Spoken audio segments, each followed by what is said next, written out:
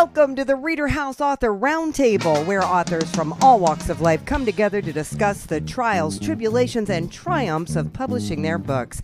I'm Alice Stockton Rossini. Join us here every Saturday night at 8 o'clock, or listen to our podcast anytime on Spotify, Apple Podcasts, Stitcher, TuneIn, and PodServe, just to name a few. The Author Roundtable is sponsored by ReaderHouse Online Bookstore, where independent new authors come first.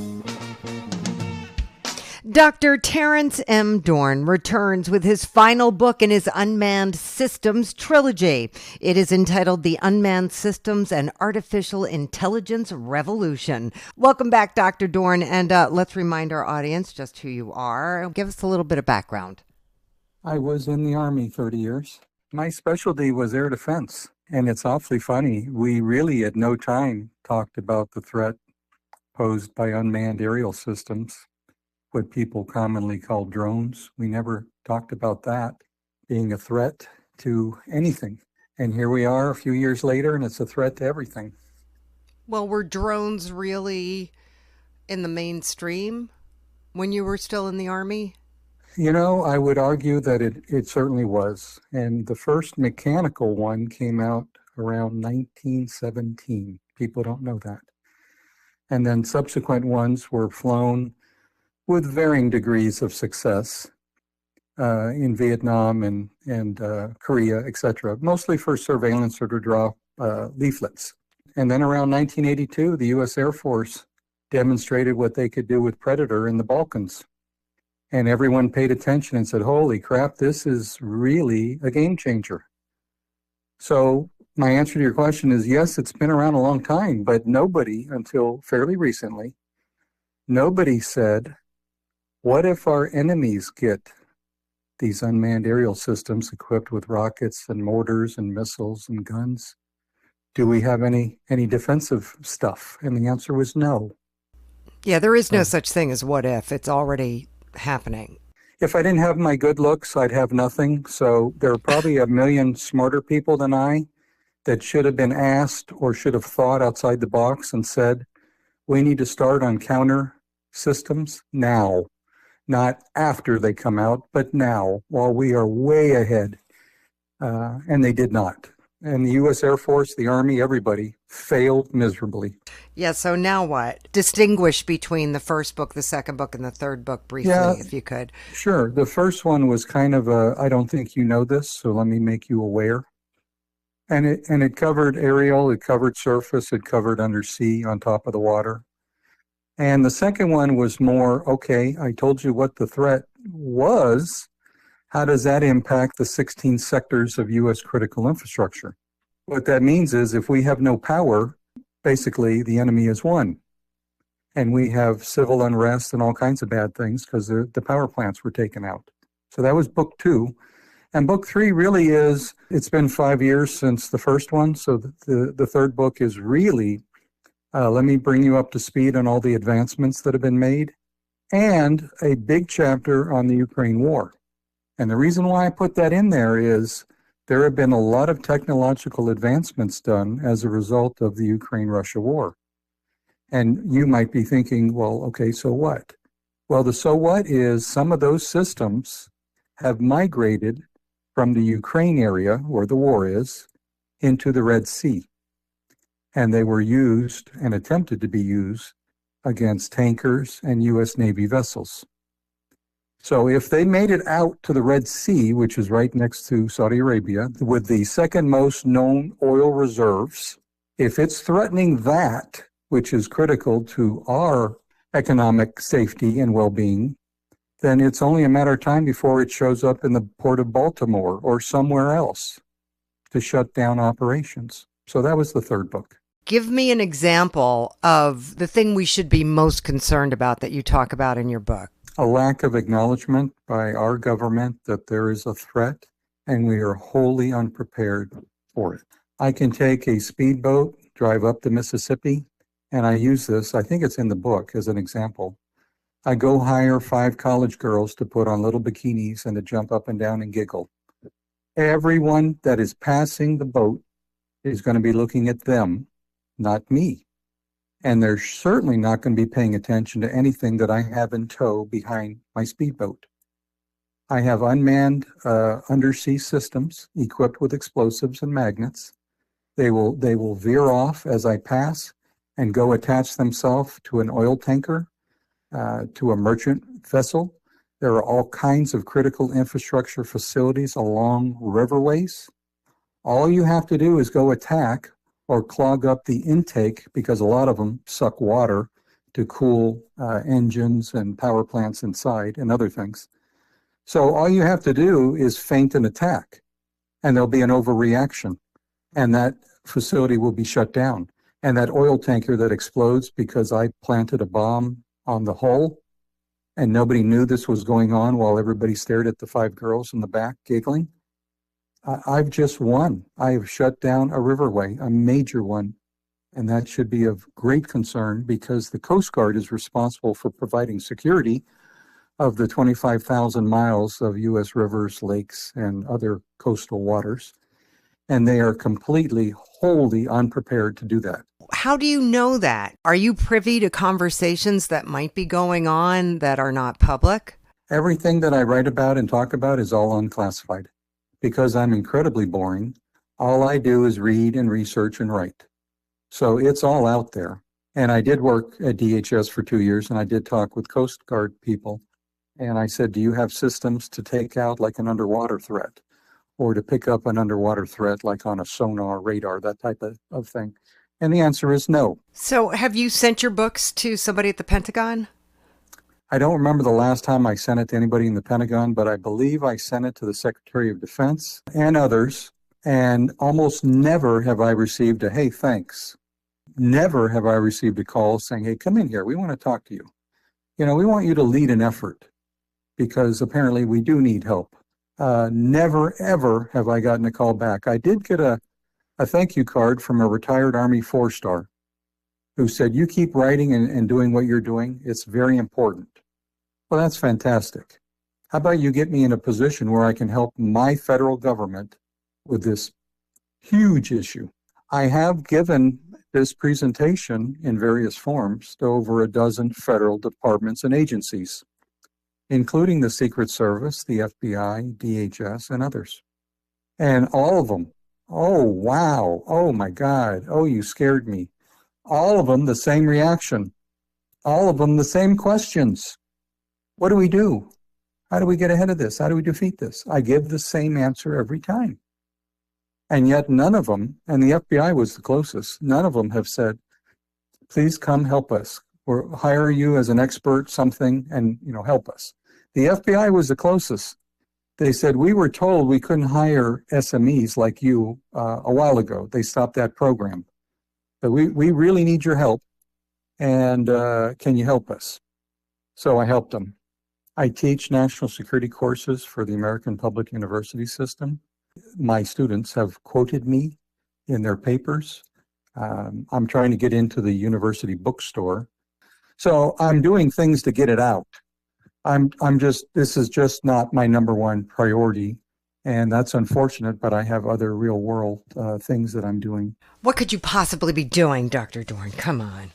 Well, I was president of a company, and this is actually a good news story with a tiny bit of a bad at the end. And Saudi Arabia said, we have a interest in countering the unmanned aerial systems because Iran has thousands, and they're going to possibly shoot them at us. So I went over with the CEO, who was not the most up and up guy in the world, and a small little team. And I briefed the top guy in the MOD, Ministry of Defense, twice. The first time before I stood up, he said, I really don't know if we need this. I don't think we do. I get done with my presentation about 20 minutes, and his answer is, I think we need this, and we do have a problem. So that's the good news. The bad news is they took so long that the parent company laid off everybody in my company, myself included, and we're all looking for jobs. I'm sorry to hear that. I think the last time I spoke to you, you told me about that. You told me about going over to Saudi Arabia, and I believe I asked you, is that a really good idea? Why are you going over there? You're right. You did ask that. I do remember. Yeah. And I was a little disturbed by that. And you said, well, nothing's stopping me. Like you said, everything that you talk about is not classified. It's all open source. And here's the funny part. One of the things that I said at the very beginning to this top gentleman, I said, look, I really wish I was not here briefing you. And I said, let me explain that. I wish my federal government, which is very busy not protecting our border, not stopping 2 million illegal people from running in, concerned about global warming, concerned about trans rights and other people who are probably in a minuscule minority in the U.S. This is their focus. Protecting the United States critical infrastructure, facilities, people is not at the top of the list. So I wish I was there. I wish they were my audience. But because this administration is focused elsewhere, I'm glad that somebody, namely my Saudi Arabian friends, because I worked with you a number of times, including the 2 Gulf Wars when I was here, commanding a Patriot unit, I'm glad that you said, please come and talk to us. We're interested. But I have plenty of examples of not having something being done in the back room that you don't know about to make security better. I have tons of examples about that. And I'm not trying to be alarmist. I'm not trying to be the sky is falling kind of idiot. But this is what happens when you put people in charge of federal departments and agencies that aren't qualified, that have a social agenda and not a real world security one, if that's the agency they're in charge of. I'll give you a very quick example, DHS. R&D, the R&D department had a budget of $5 million. This was a few years ago, and there was a UN General Assembly, and the meeting was going to happen like in 3 months. And the DHS people said, what do? We got to protect it. We've been tasked to protect it. How much do we have for R&D? $5 million. Let's go buy 2 systems, counter UAS systems. Well, the good ones are expensive. Well, don't buy a good one, buy a medium one. So we bought 2 medium ones. We called the Coast Guard and said, I need 30 sailors. They sent them over. They were trained on 2 systems. And this was the team on the north and the south end of the General Assembly building that stared at the sky, prepared to fire up the jammers in case unmanned aerial systems flew by or flew near. That sounds rather ridiculous and reactive. And that's what happened back in 2021. Very interesting stuff. Thank you for all your research and all the work that you've done. All right. Well, thank you. Right. Thank you very much. Darryl Jefferson is back with his second book for Page, and it's based on something he started doing a few years back, taking notes on life. And coming from a perspective unlike most people, he's come up with a very insightful book entitled Musings of an Autistic Mind. It was something I developed in adulthood. I kind of developed this hobby of just writing down essays about various aspects of life. I find it to be kind of therapeutic in a lot of way when you just kind of write whatever it is that's on your mind down on a piece of paper and sort it out. Right. I do that a lot. I wrote one essay recently about employment and education and kind of the correlation between the two, and like what people tend to want versus what people tend to get. And it's kind of, like I say, therapeutic when you see it all written down, or when you have it all like taken in notes and whatnot. You're able to put it in perspective. Is this your life story? It's part of it. It's actually my second book. My first book was Army Life. I published that in 2021. That chronicles, like in every detail, my experiences with the Army. And while it doesn't directly deal with being on the autism spectrum, there are certainly aspects of that in that book. But I wanted to do a second book that focused more specifically on being on the autism spectrum. And I kind of let that one be somewhat of an autobiography as well, while also being an analysis of kind of how many autistic people think and kind of where they often tend to end up. You say you were diagnosed with Asperger's when you were 8. Yeah, it's kind of strange. So back then, the diagnostic criteria was different. They diagnosed me with mild Asperger's syndrome. And years later, they came out with another diagnosis called pervasive developmental disorder, not otherwise specified, which had it existed in 1997 when I was diagnosed with Asperger's, I probably would have been diagnosed with that. Because I think that was considered a mild form of Asperger's, which was considered a mild form of autism. But then in 2013, per DSM-5, they merged them all together. Okay. I mean, I think it's really hard for a lot of people to wrap their head around autism and Asperger's because the spectrum is so broad. Yes, very much so. I mean, I feel like, because I know some people who are on the low functioning end of the spectrum, probably the best analogy I could give is that the way we struggle, it's never the same between any two people, but I think it's similar in the same category. Okay. Which might be one of the reasons why they merged them all together. But, you sound like you're pretty high functioning. Yes. It's a little different, obviously when you're high functioning, but I think that comparing the high functioning and the low functioning, again, they're obviously not in the same boat, but it can be similar in the same category. You say you talk about your experience and living with autism and the effects on school, work, relationships, friendships. Yes. Is there something that stands out for you in these experiences? I would probably say something that has stood out for me has been kind of what I've learned from seeing providers, particularly up in Victoria, kind of how to interact with various people, how to interact in various situations, how to be able to read a room. And I feel like you can also learn a lot from observing friends' experiences. When you can't, at its core, autism is like a communications disorder.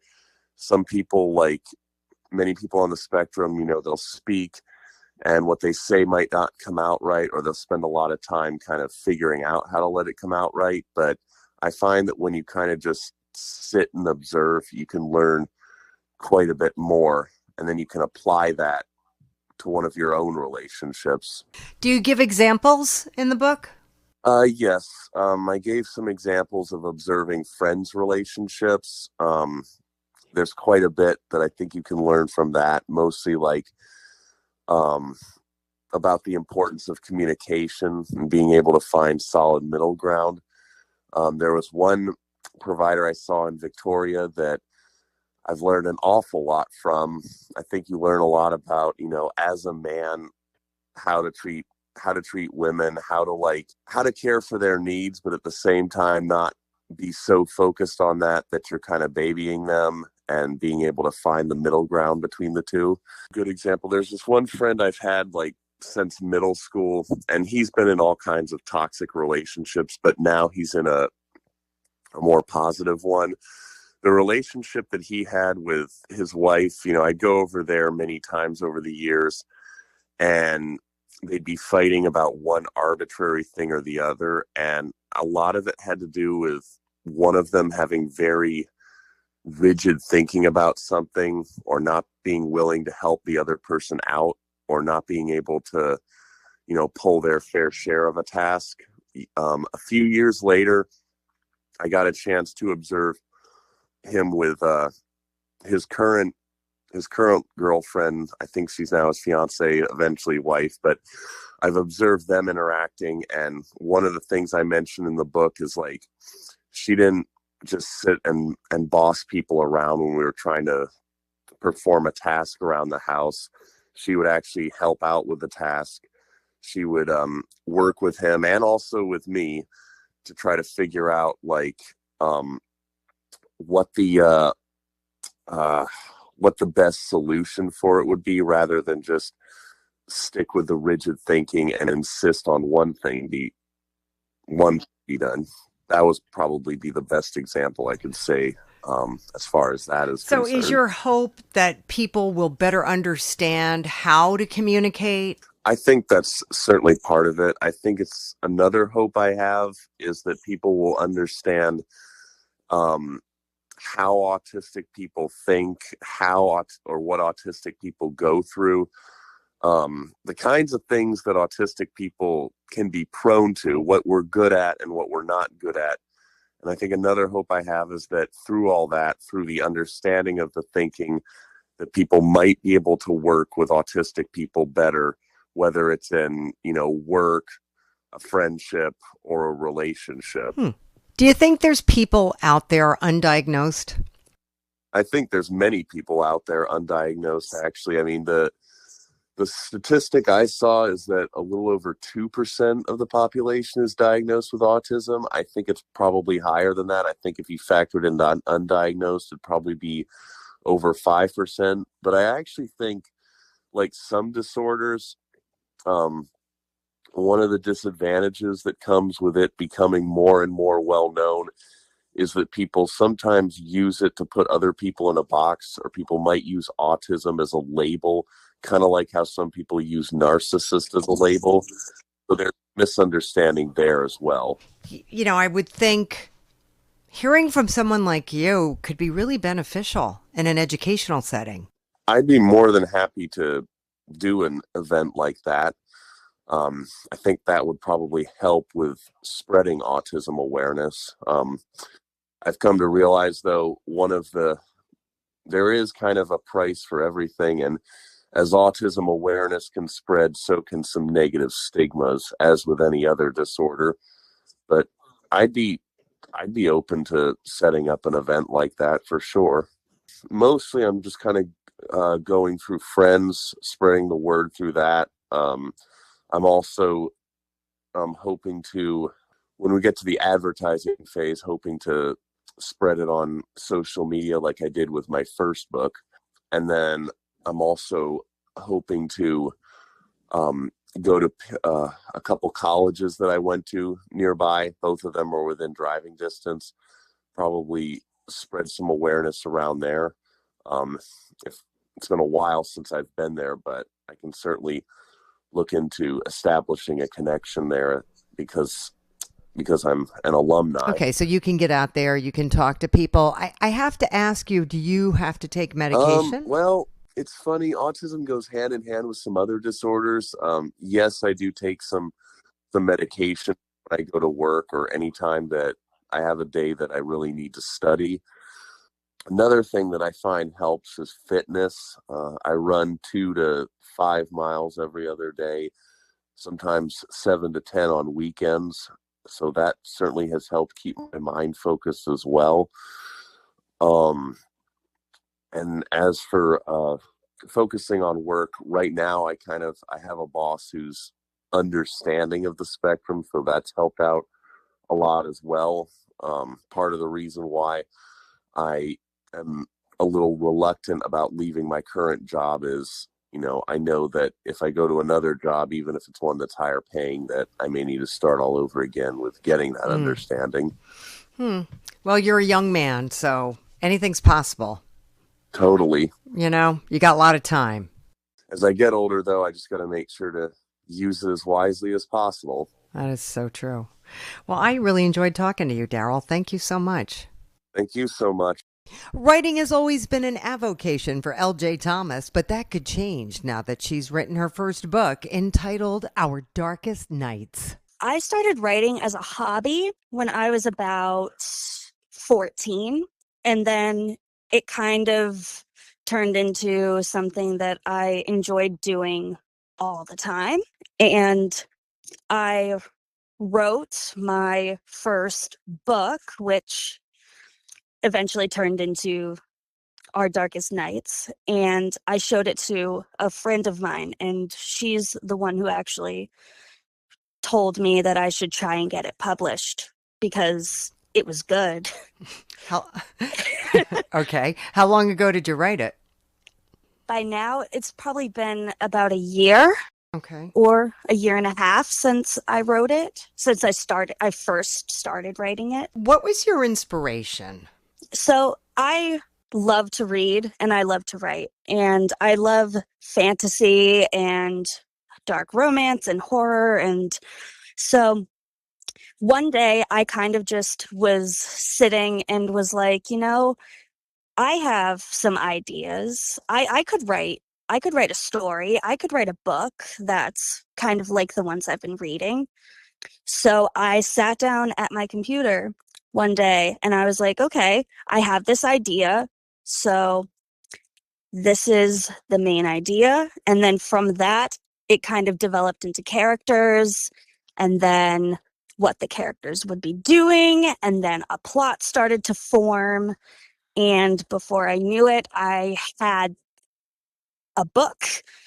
And I was like, wow, this is actually a book. This is a decent length. This isn't just a story. This is a decent length 400-page book. Wow. I mean, I'm smelling Twilight, True Blood. When I'm looking at your characters, that's the kind of thing I'm thinking. Yes, I would say my biggest writing inspiration was from Caroline Peckham and Suzanne Valenti. They wrote a book series called Zodiac Academy.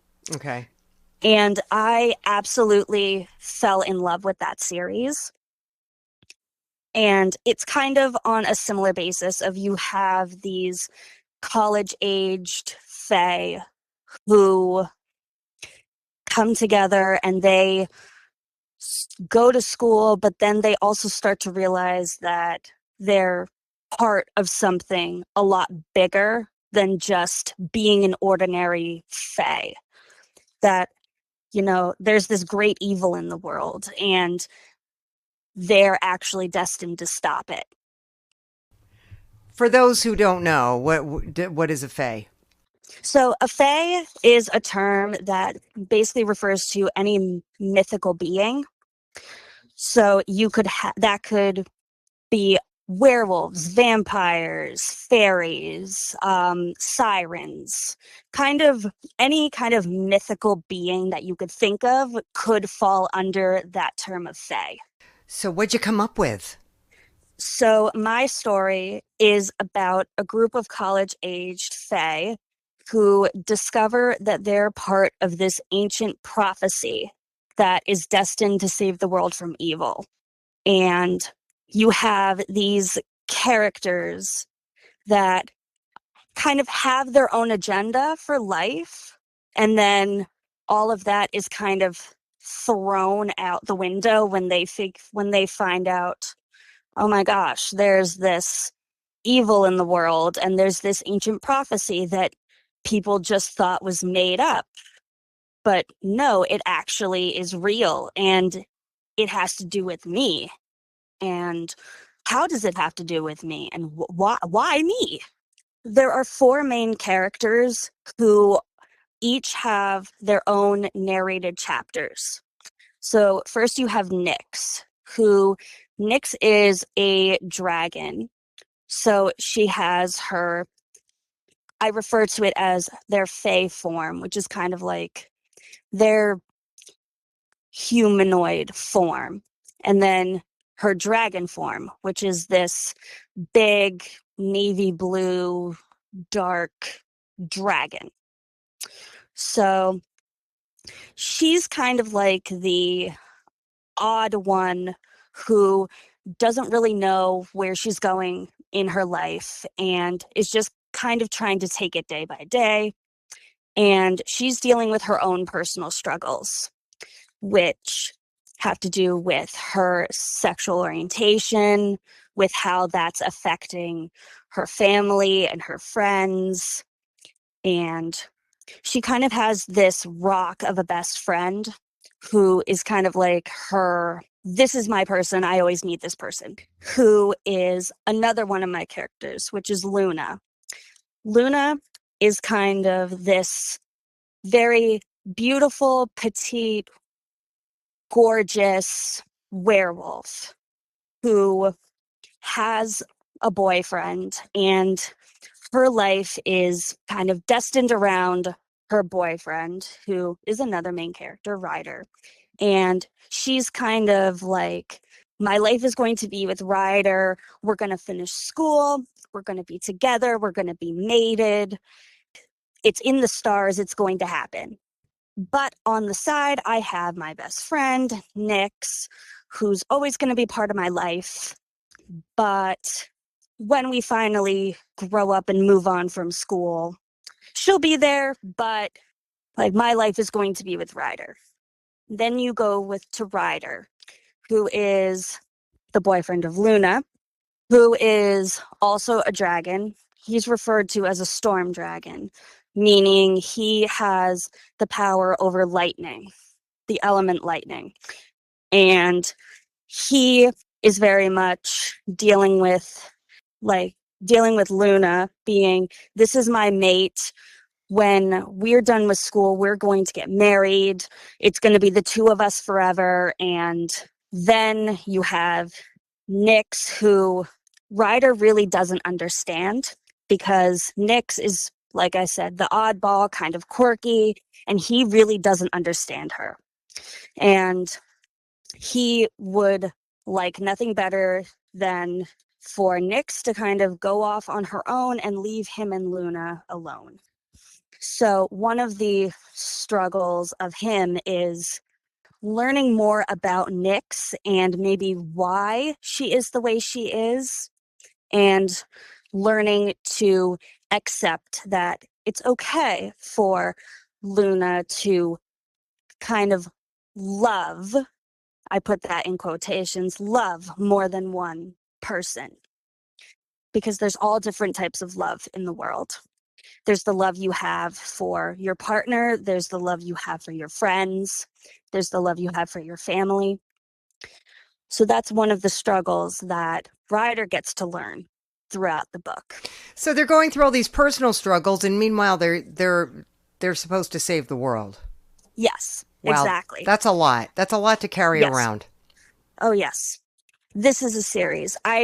From the start, I planned for this to be a series, maybe a trilogy. I'm still trying to decide if I want to turn this into a trilogy or a duology. I think I'm leaning more towards trilogy. This is just the first book. So one of the things about this book is that everything doesn't get wrapped up.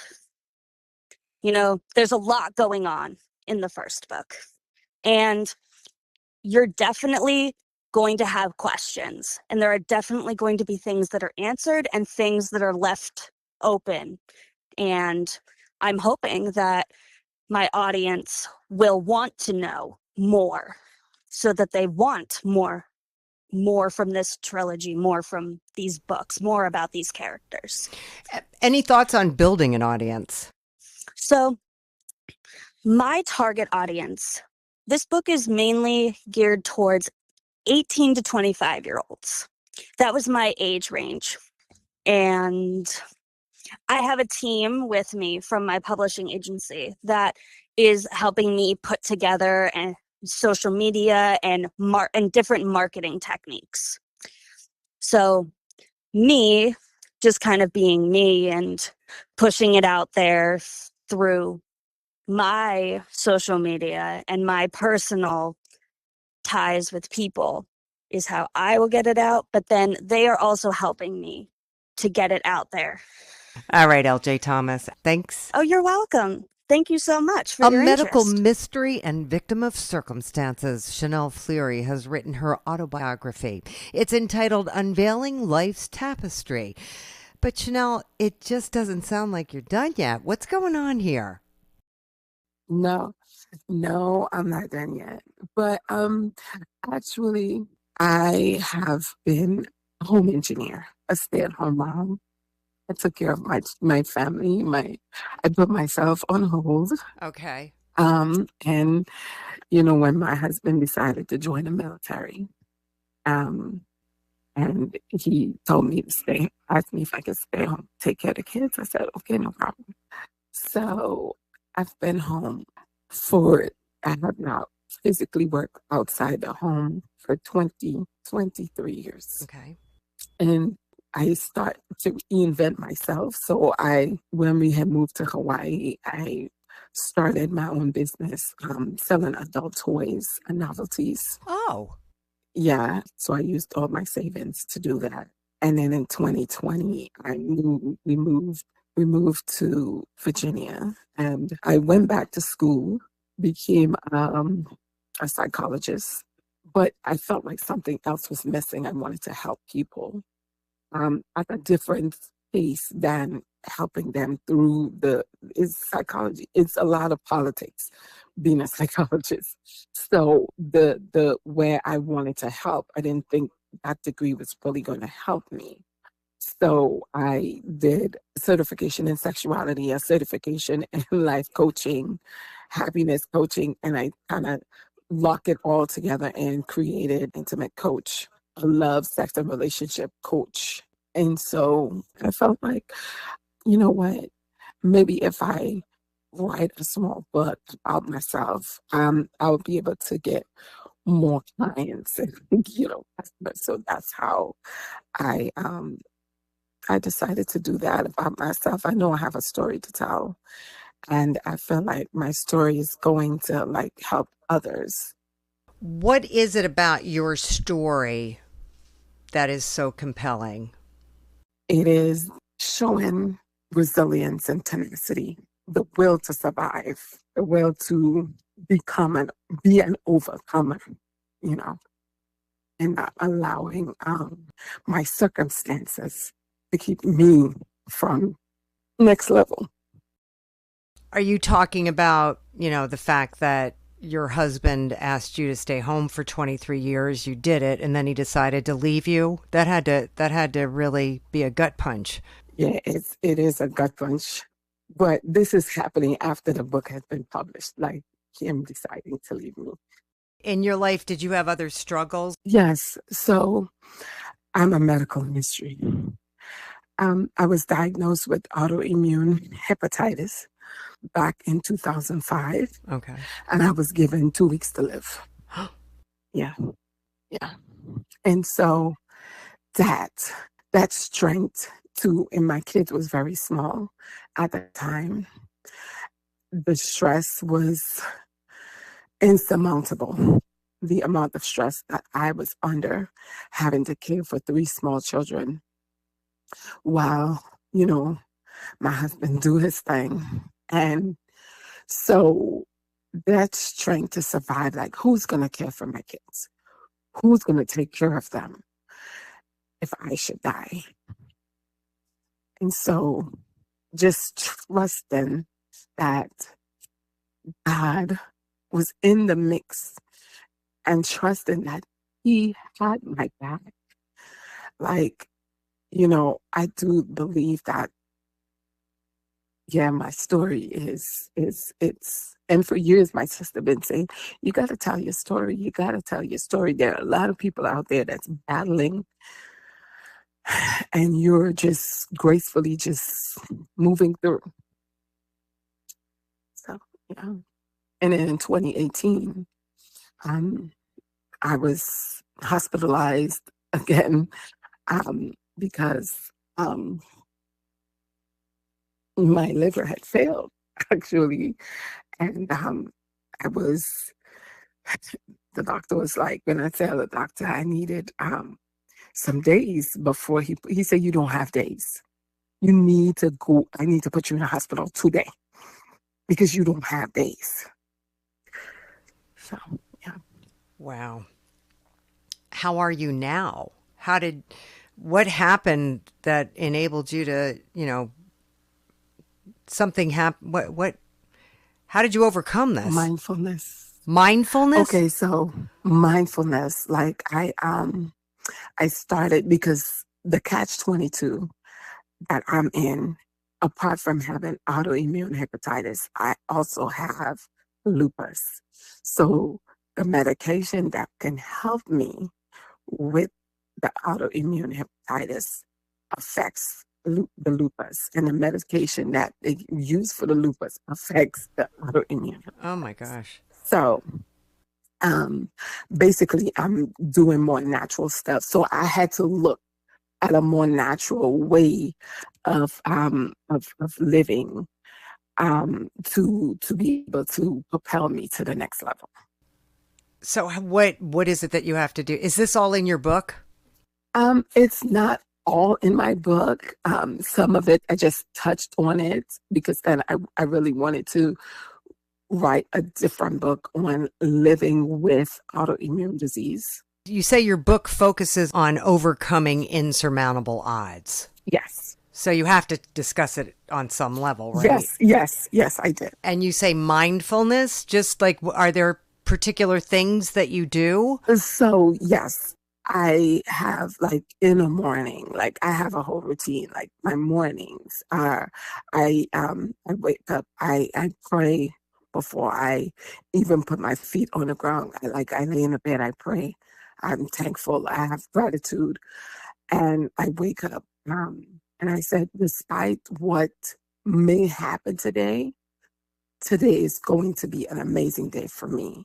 Like it is going to be an amazing day despite what I might experience. So I start telling myself that. And there are days I can't walk. I crawl to the bathroom to use the bathroom because I'm in so much pain. I can't stand up. And even through that pain, I'm thankful for the pain because it makes me recognize I'm alive. So do you feel confident that you'll be able to keep moving forward? Yes, I'm most definitely confident about it. Well, thank you so much for taking the time to talk to me. Follow Your Heart was Gail Odom's first book for Fulton, and now she's back with a sequel. It's entitled West Coyote Springs, and it's a love story. And speaking of love stories, you and your husband have a pretty special love story too, don't you? I guess over 50 years ago, I dated my husband, whom I'm married to right now, and he went his separate ways, and I went my separate ways. But in my heart, I always would follow him, and catch, see what he's doing, da da da.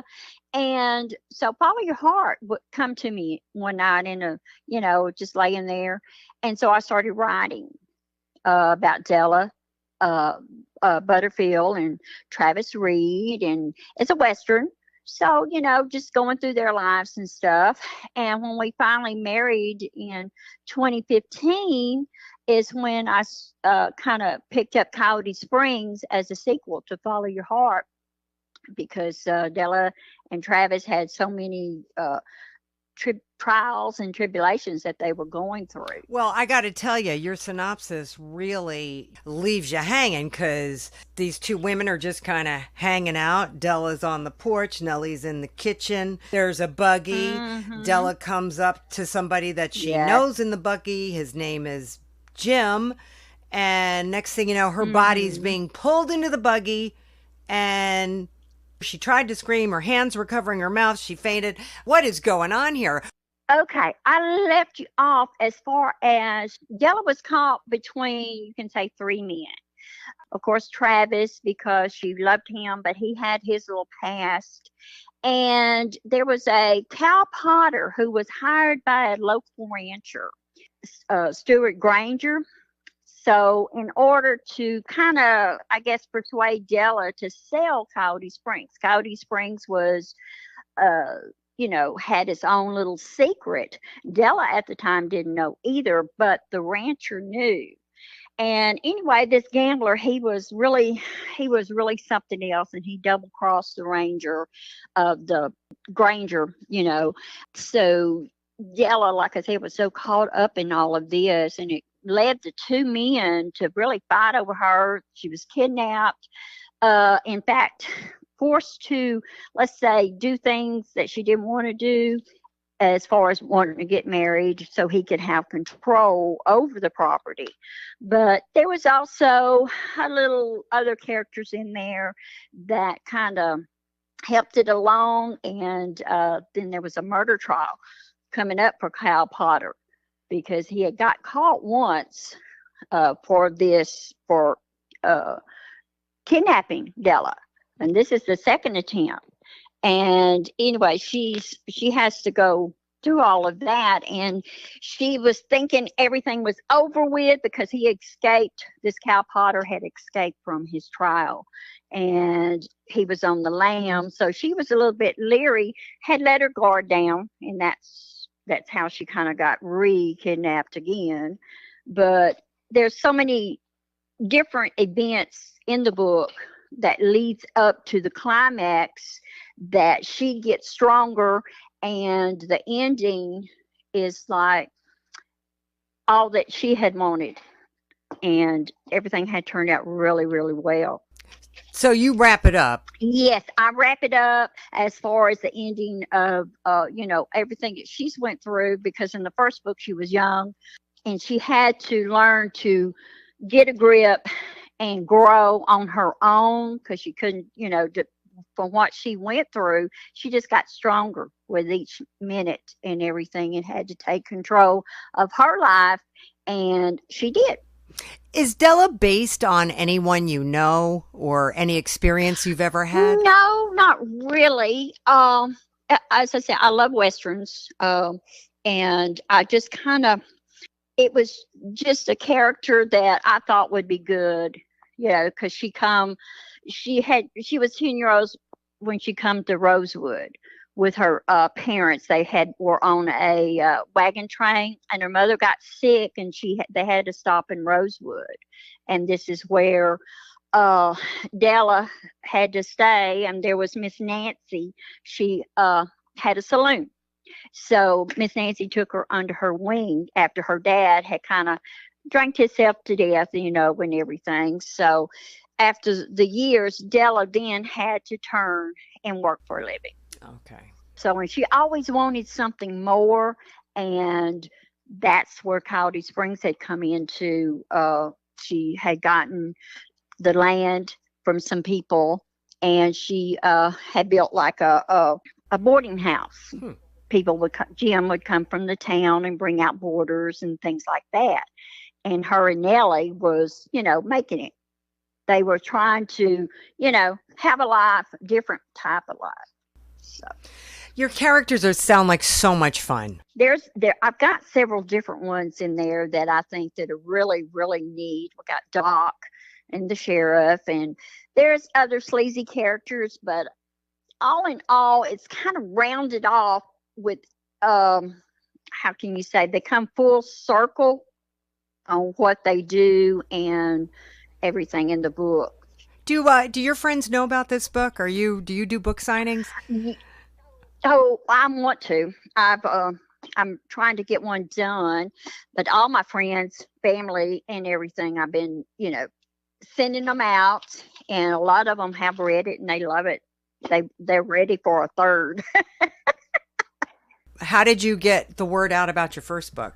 Well, basically, I put it out as far as on Facebook, and then by word of mouth, and I emailed a lot of my friends and family, and also during whenever, like I said, when it first come out, I was just so excited to hold that book, your first book that you wrote, and it really came to life.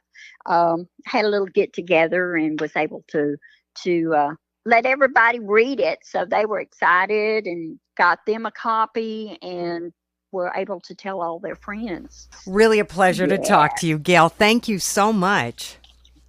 Well, thank you, Alice. It was very nice talking with you. Retired from the LAPD 5 years ago, Patricio Pat Rolman says it was time for him to get a few things off his chest. The name of his book, Baptized by Fire. Well, two things motivated me to write the book. First of all, my mortality. When I retired, I got ill. I was diagnosed with atrial fibrillation, which is like a short circuit in my heart. Okay. And then 2022, I came down with COVID, and my family found me unconscious and with a high fever, unresponsive, and they ended up taking me to the hospital, and I ended up passing away. Basically, they brought me back to life. I had COVID. And I was intubated and put in a coma. I was in the hospital for 3 months. So Oh, after that, I survived it. oh my gosh. Yeah. So I had to recover and learn how to walk and talk again. And it was a difficult time for me. And the second part was I had a lot of things on my chest. I had to get, when I retired, I felt like I had to tell my story. So that's what motivated me. Well, something must have happened to you while you were a cop that really upset you in some way. Well, I think it happens to all cops. I mean, we're all disgruntled in a way, but the experiences that we experience is unique. Well, I think one thing that you all share is not being appreciated for what you do. And That, you find yourself in a situation where you have to take action and then you're criticized for that action. that and in 2020, when all this George Floyd stuff happened with all the defund the police and all the corruption in politics that I saw, that motivated me too. I wanted to put that out there. My book starts off with the public corruption, and it ends with it too. And then I gradually talk about my experiences. My first day in the academy, and then my whole career in custody, and then patrol. Defund the police. That's a hypocrisy right there. The government wants the police to do their job and stuff, yet they defund us and take away most of our stuff. Most police departments are underfunded and understaffed, and they have to do more with less. And a lot of detectives have to do, you know, they get pulled away from their regular duties to do patrol work, or even patrol deputies get pulled away from their regular duties to do other jobs because they're so understaffed. And You talk about gangs, corruption. out in LA specifically, the county board of supervisors and the press and everybody's saying that there's police gangs, like criminal gangs within our police department. And it all started with the tattoo. They actually started in LA with the LAPD Rampart scandal, right? Right, that started first group. And there's been a lot of press and a lot of stories about deputy gangs, and not only just one. Like different stations have, well, every station has their own tattoo, and it's like a mascot or something that represents the station, and they take pride in that station, and it's a representative of that station. Well, the department came down. Now it says that you cannot have tattoos related to any station or anything like that. And like I said, this incident caused this whole thing to blow out of proportion, um, where they're saying that the Banditos, specifically Bandito tattoo related to East LA Station, or the Linwood Vikings.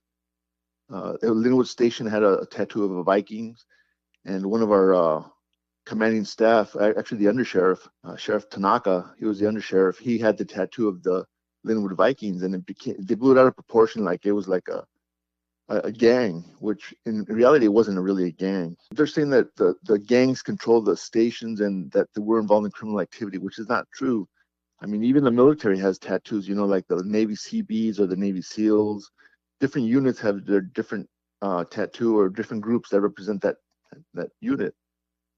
And that's what happened with the sheriff's department. Every station had their little station logo and representative of their own station. Okay, and you also talk about everyday jobs, and you say it's educational for people who want to become police officers. It's like a bird's eye view of law enforcement. Like it starts off from the academy, day one in the academy.